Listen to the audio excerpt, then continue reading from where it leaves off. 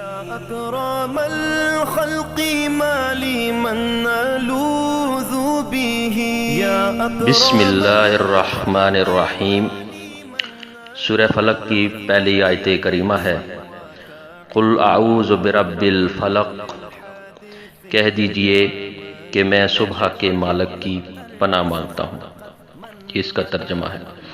اچھا، سب سے پہلے ابھی لفظ کل استعمال ہوا ہے، تو کل کا ہم معنی دیکھ لیتے ہیں اور کچھ مثالیں دے کر میں بات کو واضح کرنے کی کوشش کروں گا۔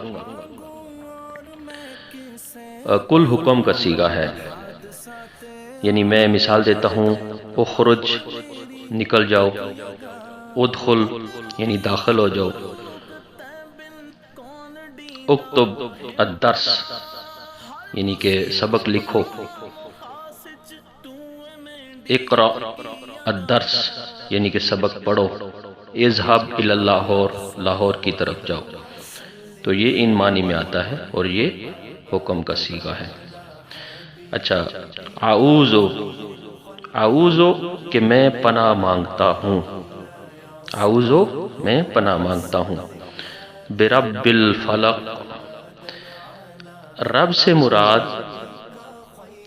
خالق ہے، رازق ہے، مالک ہے، پالنہار ہے، پروردگار ہے، اور اس سے مراد یعنی کہ اللہ تعالیٰ کی ذات ہے۔ الفلق، فلق سے مراد صبح ہے، تو برب الفلق کا ہم ترجمہ کچھ یوں کریں گے کہ صبح کے مالک کی پناہ مانگتا ہوں۔ جزاکم اللہ خیر۔